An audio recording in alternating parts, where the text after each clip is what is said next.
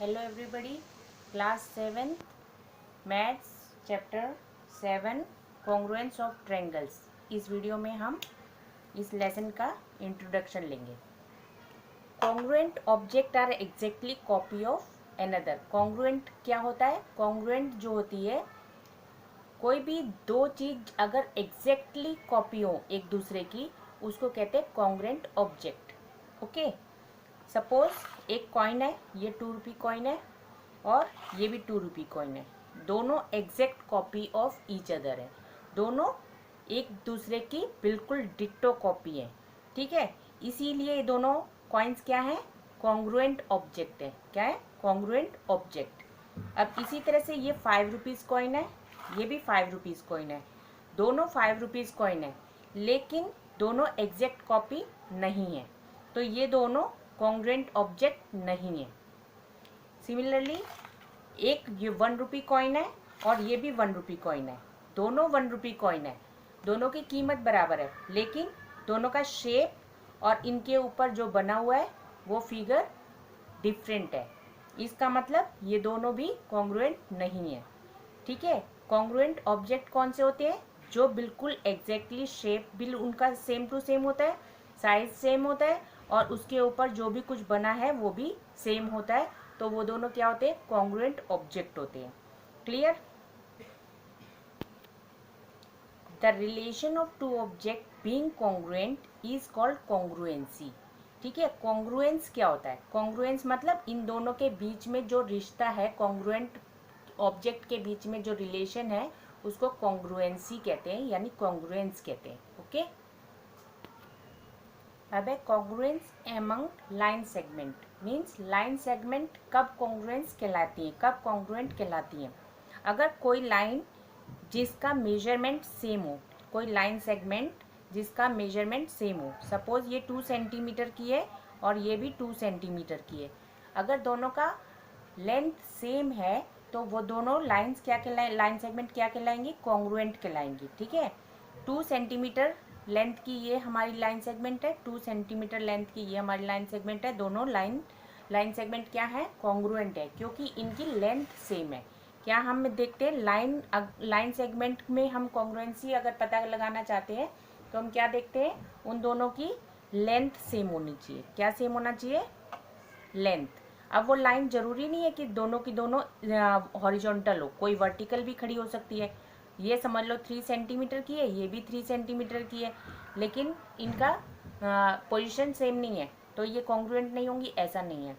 तो कोई लाइन कहीं पर भी हो, किसी भी पोजीशन में हो, अगर उनकी लेंथ सेम है तो वो क्या कहलाएंगी? कॉन्ग्रुएंट लाइंस कहलाएंगी, लाइन सेगमेंट कहलाएंगी। ओके,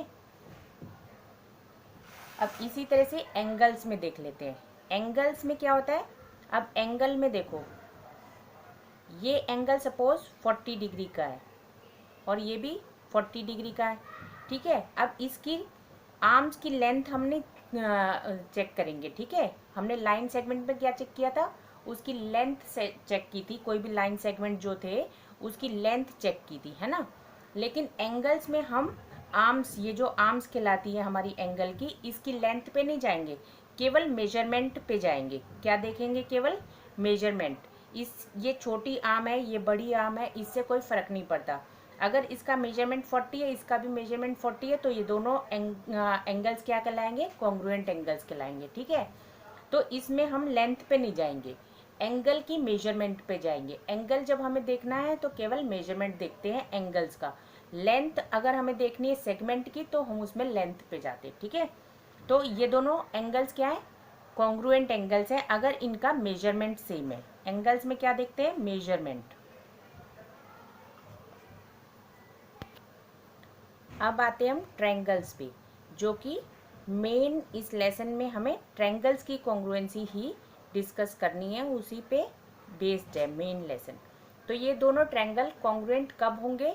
अगर ये दोनों ट्रायंगल्स की लेंथ, साइज, इस हर एक जो पार्ट है इसके, वो सब पार्ट एक दूसरे के इक्वल होंगे, तभी ये दोनों कॉन्ग्रुएंट होंगे, अदरवाइज नहीं होंगे। तो उसके लिए क्या करना पड़ेगा? हमें देखना पड़ेगा कि इसके कॉरस्पॉन्डिंग पार्ट्स इक्वल हैं या नहीं हैं। कॉरस्पॉन्डिंग पार्ट्स इक्वल हैं कि नहीं है, इस कॉरस्पॉन्डिंग पार्ट्स क्या चीज़ होती हैं, अब उसको क्लियर कर देते हैं। कॉरस्पॉन्डिंग पार्ट्स,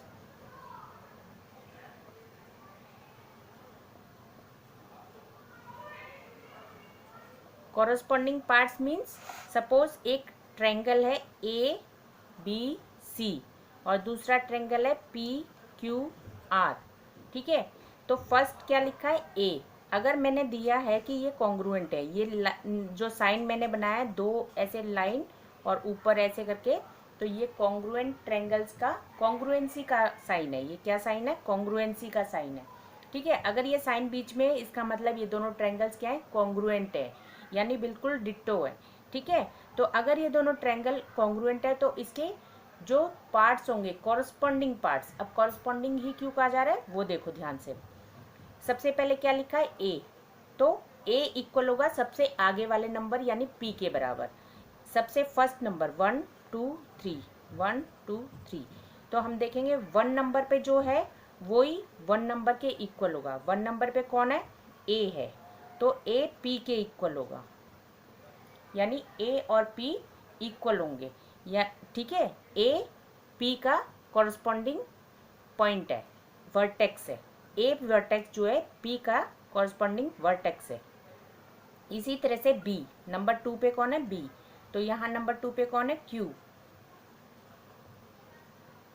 तो पी बी जो है वो क्यू का कॉरस्पॉन्डिंग वर्टेक्स है। इसी तरह से सी, नंबर 3 पे सी है, वहाँ पर नंबर 3 पे आर है, तो सी और आर क्या है, कॉरस्पॉन्डिंग पार्ट्स है, यानी एक ही पोजीशन पे है, इक्वल है, ठीक है। अब देखेंगे कि ए और क्यू भी इक्वल है क्या, ऐसा कंपलसरी नहीं है, ठीक है, ऐसा कंपलसरी नहीं है। समझ में आया कॉरस्पॉन्डिंग पार्ट्स क्या होते हैं। इसी तरह से हम सेगमेंट पे जाएंगे, यानी कि लाइंस पे जाएंगे, इसके ट्रायंगल्स की लाइन पे, जैसे ए बी लाइन ये वाली है, तो ए बी पी क्यू के बराबर होगी, क्योंकि ए बी के कॉरस्पॉन्डिंग पे कौन है, पी क्यू है, यानी ए के बाद ए बी है यहाँ, तो फर्स्ट पे पी क्यू है, तो ए बी जो लाइन सेगमेंट है हमारा इसका ट्रायंगल की साइड है वो पी क्यू के इक्वल होगी, ठीक है। यानी ए बी अगर 2 सेंटीमीटर का है तो पी क्यू भी 2 सेंटीमीटर का होगा। इसी तरह से ए सी जो है वो किसके इक्वल होगा, पी आर के, और बी सी जो है वो किसके इक्वल होगा, क्यू आर के, ठीक है। इस तरह से कॉरस्पॉन्डिंग पार्ट्स हम पता करते हैं और लिखते हैं। एंगल्स में भी ऐसे कर लोगे, angle A is equal to angle P, angle B is equal to angle Q, angle C is equal to angle R, ठीक है। तो ये ऐसा इसलिए कहा जा रहा है क्योंकि जरूरी नहीं है कि सारे एंगल इक्वल हो, यानी कि सब ये 30 है, ये 30 है, ये 30 है, सब 30 थोड़ी ना होंगे, ठीक है। अगर एक 30 है, दूसरा 60 है, तीसरा कुछ और 90 है, तो इस तरह से अलग अलग होते हैं ना एंगल, तीनों एंगल अलग अलग होते हैं, तो कौन सा एंगल किसके इक्वल है, तो वो हमें देखना होता है। कॉरस्पॉन्डिंग पार्ट हम उसको कहते हैं। Means angle, suppose angle A 30 है, तो और इसमें एंगल P30 मिलेगा, क्योंकि एंगल ए और P इक्वल है, ठीक है। ऐसा नहीं होगा कि R पे 30 लिख देंगे, ठीक है, क्योंकि R 30 नहीं हो सकता, क्योंकि R इसका कॉरस्पॉन्डिंग पार्ट नहीं है। ए के इक्वल P ही आएगा, यानी P जो नंबर है वो और ए का जो मेजरमेंट है होगा एंगल का, वो दोनों इक्वल होंगे, ठीक है। और थोड़े एग्जांपल लेके इसको क्लियर करते हैं। अब ये दो ट्रायंगल्स हैं, ठीक है, एक है ए बी सी, एक है ई एफ जी। अब ये दोनों ट्रायंगल्स कॉरस्पॉन्डिंग अगर गिवन हैं, सपोज ऐसे बोला है कि ए बी सी ट्रायंगल जो है वो कॉरस्पॉन्डिंग है किसके, ई एफ जी के, ठीक है। तो तुम समझ जाओगे एंगल ए और ई इक्वल होंगे, मीन्स एंगल ए का मेजरमेंट अगर 20 है तो ई का 20 मिलेगा, ठीक है, ना कि एफ का, किसी और का नहीं मिलेगा, ई का ही 20 मिलेगा, क्योंकि ई और ए सेम पोजीशन पे है, ठीक है। फिगर में से तुम कंफ्यूज हो जाओगे, फिगर में देखोगे तो देखो ए यहाँ है, अब ई ऊपर तो नहीं है, मैंने साइड में दिया है, इस तरह से ई बनाया होता तो तुम्हें पता चल जाता ऊपर वाला सेम है। ऐसा नहीं होता, ठीक है। हम नाम से पहचानते हैं, नाम से पहचानते हैं, यानी अगर ए आ गया है तो ई वाला जो इक्वल है, ठीक है। सपोज मैंने ये ट्रायंगल उल्टा करके बना दिया होता है, इस तरह से बना देती हूँ मैं, ई यहाँ दे देती एफ जी। अब ये ई तो नीचे आ गया और ये ए ऊपर आ गया, तो तुम सोचोगे ये दोनों इक्वल नहीं हो सकते, लेकिन फर्स्ट पोजीशन पे ए है, फर्स्ट पोजीशन पे ई है, तो दोनों मेजरमेंट इक्वल होंगे क्योंकि ये कॉरस्पॉन्डिंग ट्रायंगल्स हैं, यानी डिट्टो कॉपी ऑफ ट्रायंगल्स हैं। जरूरी नहीं है कि वो नीचे है तो डिट्टो नहीं होंगे, ठीक है। इसको हम उल्टा करके इसके ऊपर रखेंगे, वो डिट्टो आएगा, यानी एग्जैक्टली सेम आएगा। एग्जैक्ट कॉपी ऑफ, ये दोनों ट्रायंगल्स क्या है, एग्जैक्ट कॉपी है, ओके। अब देखो, दो कॉपी अगर हम बनाना चाहते हैं, हम कैसे बना सकते हैं। कोई भी पेपर फोल्ड करके उस पर हम इस तरह से ट्रायंगल्स बना लेंगे। ये हमने ट्रायंगल्स बना लिए, तो ये दोनों ट्रायंगल्स कैसे हैं, बिल्कुल एग्जैक्ट कॉपी है। एग्जैक्ट कॉपी क्यों है, क्योंकि हमने इनको ओवरलैप करके देख लेंगे, बिल्कुल ओवरलैप हो रहे हैं एक दूसरे के ऊपर। पीछे वाला ट्रायंगल हमें नहीं दिखाई दे रहा है, इसका मतलब ये दोनों क्या है, एग्जैक्ट कॉपी है। लेकिन मैं अगर इसको घुमा दूँ, इस तरह से कर दूँ, अब मैं देखूंगी इसको इस तरह से ओवरलैप करने की कोशिश करूंगी, ये ओवरलैप नहीं होगा। क्या ये ओवरलैप नहीं हो रहा तो ये कॉन्ग्रुएंट ट्रायंगल नहीं है, ऐसा नहीं है, ठीक है। अब ओवरलैप तभी होगा जब इसके कॉरस्पॉन्डिंग पार्ट्स एक दूसरे के ऊपर होंगे। सपोज ये दोनों ट्रायंगल्स हैं और इनको मैं मार्क कर देती हूँ, ये है A B C,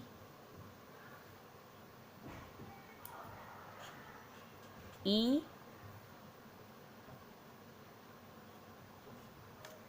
F G. अब ये ए के ऊपर ई आएगा तभी ये बिल्कुल ओवरलैप होगा, ठीक है। यानी कॉरस्पॉन्डिंग पार्ट अगर एक दूसरे के ऊपर ओवरलैप होंगे तभी ये इक्वल होगा, अदरवाइज ये हमें इक्वल नहीं मिलेगा। यानी कि ए के ऊपर मैं ई को रखूँ ऐसे, या ए के ऊपर एफ को रखूँ, तो ये दोनों इक्वल नहीं आएंगे, ये दोनों एंगल्स इक्वल नहीं है, देखो, और ना ये ओवरलैप होंगे, ठीक है। तो कॉरस्पॉन्डिंग पार्ट का मीनिंग समझ में है। कॉरस्पॉन्डिंग पार्ट मीन्स जो जिस पोजीशन पे है उसी पोजीशन पे उसको रखेंगे तभी ये ट्रायंगल्स हमें ओवरलैप होंगे और कॉन्ग्रुएंट हमें एग्जैक्टली दिखाई देंगे।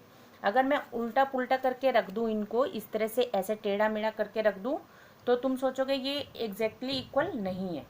लेकिन अगर इसके कॉरस्पॉन्डिंग पार्ट्स देखेंगे, बड़े ध्यान से इसके एंगल्स मेजरमेंट देखेंगे कि दोनों ए और ई के मेजरमेंट सेम है, एफ और बी के मेजरमेंट सेम है, और सी और जी के मेजरमेंट सेम है। अगर तीनों एंगल्स के मेजरमेंट सेम है, इसका मतलब ये दोनों ट्रायंगल्स क्या होंगे, ओवरलैप होंगे, यानी कॉन्ग्रुएंट होंगे, ठीक है। इस तरह से हम कॉन्ग्रुएंट ट्रायंगल्स को बड़े ध्यान से उसके कॉरस्पॉन्डिंग पार्ट्स को देख के पता करते हैं कि ये कॉन्ग्रुएंट है या नहीं है। मेयरली इनको दूर से ऐसे देखने से ये दोनों कॉन्ग्रुएंट नहीं लगेंगे, लेकिन अगर इनके मेजरमेंट सारे हम कंपेयर करेंगे, साइड सारे कंपेयर करेंगे, तो हमें पता चलेगा ये दोनों ट्रायंगल्स कॉन्ग्रुएंट हैं, ठीक है। अब criteria for congruence triangle means क्या है, कोई ट्रायंगल्स अगर कॉन्ग्रुएंट हैं तो उसके लिए कुछ क्राइटेरिया उसको फॉलो करना पड़ेगा, उसको उसमें वो उसको खरा उतरना पड़ेगा, तभी वो हम मानेंगे कि ये दोनों ट्रायंगल्स कॉन्ग्रुएंट हैं। सपोज दो ट्रायंगल्स गिवन है, अगर दोनों ट्रायंगल्स की साइड्स कॉरस्पॉन्डिंग साइड्स, अब कॉरस्पॉन्डिंग क्यों बोला जाता है पता चल गया ना। कॉरस्पॉन्डिंग मीन्स जैसे ए बी सी मैंने दिया है यहाँ पर, यहाँ डी ई एफ लिखा है, ठीक है। और अगर मैं नाम लिखती हूँ ए बी सी और यहाँ पर ई एफ डी लिखती हूँ, तो इसका मतलब ए और ई इक्वल होंगे, बी और एफ, और सी और डी इक्वल होंगे, ठीक है। मीन्स ए अगर 30 है तो हमारा ई भी 30 होगा, बी अगर 40 है तो हमारा एफ भी 40 होगा, ठीक है। अब यहाँ देखो, बी इस साइड है, एफ इस साइड है, इससे कोई फ़र्क नहीं पड़ता, हम केवल इनकी पोजीशन यहाँ से देखते हैं, ठीक है। ए बी सी बोला है तो, और ई एफ डी बोला है, तो बी बीच में है तो एफ बीच में है, हम पता चल जाएगा बीच वाले दोनों इक्वल है, यानी बी एफ के इक्वल है। और फर्स्ट पे ए है, फर्स्ट पे ई है, दोनों इक्वल होंगे। लास्ट पे सी है और लास्ट पे डी है, दोनों इक्वल होंगे। ठीक है, अगर मैं इसका नाम चेंज कर दूं यहाँ पर और मैं नाम रख दूं इसका एफ डी ई, ऐसे ट्रायंगल का नाम रख दूं, तो इससे क्या मतलब चेंज हो जाएगा, ए और एफ इक्वल होंगे, ए और एफ इक्वल होंगे, ना कि बी और एफ। ठीक है, नाम चेंज होने से एंगल चेंज हो जाएंगे। ठीक है, तो इस तरह से ये कॉरस्पॉन्डिंग पार्ट के बारे में मैं फिर से तुम्हें बता दिया। अब है criteria of congruence triangle. Criteria क्या होते हैं? एक क्राइटेरिया होता है side side side, side side side means triple S. ठीक है, इसका मीनिंग क्या है? तीनों साइड्स इक्वल हो तो क्या हो जाएगा, ये दोनों ट्रायंगल्स कॉन्ग्रुएंट हो जाएंगे। कॉरस्पॉन्डिंग साइड, अब यहाँ पर भी कॉरस्पॉन्डिंग साइड है। अगर ऐसे बोला है ए बी सी और दूसरा दिया है डी ई एफ, दो ट्रायंगल्स इस तरह से दिए हैं, कॉन्ग्रुएंट ऐसे क्वेश्चन में दिया हुआ है, तो हम कौन सी साइड्स मानेंगे? ए बी और डी ई इक्वल होनी चाहिए, और बी सी और ई एफ इक्वल होनी चाहिए, और तीसरी कौन सी? लास्ट, फर्स्ट इसका ए और इसका लास्ट सी, और इसका फर्स्ट डी और इसका लास्ट एफ, तो डी एफ इक्वल होनी चाहिए। ठीक है, अगर ये तीनों साइड्स इक्वल हैं तो हम बोलेंगे कि ये दोनों ट्रायंगल्स ट्रिपल एस क्राइटेरिया से कॉन्ग्रुएंट है। ठीक है, दूसरा क्राइटेरिया साइड एंगल साइड, यानी SAS। ठीक है, क्राइटेरिया मीन्स रूल्स ही है। ठीक है, तो अगर कोई ट्रायंगल हमारा साइड एंगल साइड की प्रॉपर्टी क्राइटेरिया को ओबे करेगा, फॉलो करेगा, तो वो दोनों ट्रायंगल्स भी कॉन्ग्रुएंट होंगे। सपोज ये एक दो हमने ट्रायंगल्स बनाए, अगर ये ट्रायंगल्स जो है इनकी कोई भी दो साइड ले लेते हैं। सपोज मैंने एक साइड ले ली इसकी और ये दोनों साइड ले ली। ठीक है, अब इनके बीच का यानी इंक्लूडिंग एंगल, जो इन दोनों साइड को टच करने वाला जो एंगल है उसको कहते हैं इंक्लूडिंग एंगल। मीन्स इस साइड से अगर तुम देखोगे, इस साइड से तुम देखोगे तो इस कॉर्नर पर दोनों साइड्स टच हो रही है, तो ये वाला एंगल क्या कहलाएगा? Including angle. तो यही एंगल इक्वल होना चाहिए। ऐसा नहीं है कि ये दोनों एंगल इक्वल हो गए और ये दोनों साइड इक्वल हो गए तो हम कहेंगे SAS हो गया, नहीं। ठीक है, साइड्स दोनों और उनके बीच का जो एंगल है वो इक्वल होना चाहिए, तभी हम कहेंगे SAS प्रॉपर्टी से ये दोनों इक्वल हैं। यानी SAS प्रॉपर्टी कब होती है? जब दो साइड्स, कोई भी दो साइड और उनके बीच का एंगल यानी इंक्लूडिंग एंगल इक्वल हो तो। ठीक है, सपोज ये 2 सेंटीमीटर है, ये 2, ये 3 सेंटीमीटर, ये 3, और एंगल ये वाला 60 है और ये भी 60 है, तभी ये दोनों एंगल कॉन्ग्रुएंट माने जाएंगे। यानी कि इनकी दोनों साइड्स, कॉरस्पॉन्डिंग साइड्स इक्वल है और इनके बीच का इंक्लूडिंग कॉरस्पॉन्डिंग एंगल भी इक्वल है, तभी ये दोनों एंगल ट्रायंगल्स क्या कहलाएंगे? कॉरस्पॉन्डिंग ट्रायंगल कहलाएंगे। ठीक है, तो थर्ड क्राइटेरिया क्या है? Angle side angle. ठीक है, एंगल साइड एंगल, इसी का उल्टा बोल लो तो इसमें क्या है? एक साइड है, कोई भी दो ट्रायंगल्स है, इनकी कोई भी एक साइड अगर इक्वल है, सपोज ये दोनों की ये वाली साइड 2 सेंटीमीटर की है और इनके दोनों साइड के कॉर्नर वाले, इस साइड के कॉर्नर वाले एंगल्स को इक्वल होना पड़ेगा। ठीक है, यानी कि थर्ड एंगल, ये वाला एंगल इक्वल हो, उससे कुछ नहीं फर्क पड़ता। ठीक है, तो ये साइड और इसके दोनों कॉर्नर वाले एंगल अगर इक्वल है तो इसका मतलब साइड एंगल हमारी एंगल साइड एंगल यानी ASA प्रॉपर्टी से दोनों ट्रायंगल्स कॉन्ग्रुएंट हो जाएंगे। ठीक है, अब एक प्रॉपर्टी जो है वो केवल राइट एंगल ट्रायंगल के लिए है, केवल right angle triangle. Right angle triangle कौन सा होता है? जिसमें एक एंगल 90 डिग्री का होता है। ठीक है, कोई भी दो ट्रायंगल्स जिसमें एक एंगल 90 डिग्री का होता है उसको कहते हैं राइट एंगल ट्रायंगल। अगर दो राइट एंगल ट्रायंगल हैं, यानी कि दो ऐसे ट्रायंगल हैं जिसमें एक एंगल 90 डिग्री का है। ठीक है, अगर दोनों में एक एंगल 90 डिग्री का है, इसमें इसका मतलब ये दोनों ट्रायंगल्स कैसे हैं? राइट एंगल ट्रायंगल है। अब ये जो सबसे लंबी लाइन होती है यानी स्लांटिंग लाइन होती है, इसको कहते हैं हाइपोटेन्यूज। तो हाइपोटेन्यूज भी अगर दोनों का इक्वल हो, सपोज ये 2.5 सेंटीमीटर का है, ये भी 2.5 सेंटीमीटर का है, और थर्ड चीज़ क्या चाहिए हमें? कोई भी एक साइड इनमें से इक्वल हो। सपोज ये साइड इसके इक्वल हो या ये वाली साइड इसके इक्वल हो, ठीक है। कोई भी एक साइड, ये दोनों तो कंपलसरी है कि 90 होना जरूरी है, हाइपोटेन्यूज होना इक्वल जरूरी है। और दूसरी चीज़ क्या, कोई भी एक साइड दोनों में से इक्वल हो तो हम कहते हैं RHS, RHS criteria. RHS means R से है राइट एंगल ट्रायंगल, H से हाइपोटेन्यूज, S मीन्स साइड, ठीक है। RHS क्रिटेरिया से दोनों ट्रायंगल्स कॉन्ग्रुएंट हो जाएंगे। तो ये कुछ क्रिटेरियाज थे। अब हम एक्सरसाइज नेक्स्ट वीडियो में करेंगे, और एक्सरसाइज करते करते इन दोनों सारी प्रॉपर्टीज़ को मैं रिवाइज करूँगी ताकि तुम्हें और अच्छे से क्लियर हो जाए, ठीक है। ये केवल कॉन्सेप्ट था, इंट्रोडक्शन था कि कॉन्ग्रुएंसी क्या होती है, क्रिटेरियाज क्या होते हैं, कॉन्ग्रुएंट ट्रायंगल्स क्या होते हैं, ऑब्जेक्ट्स क्या होते हैं, लाइन कैसे कॉन्ग्रुएंट होती है, एंगल कैसे कॉन्ग्रुएंट होता है, ये सब क्लियर हो गई होंगी तुम्हें, ठीक है ना। तो सब्सक्राइब, लाइक और शेयर जरूर कर दिया करो लास्ट में। Okay, thank you.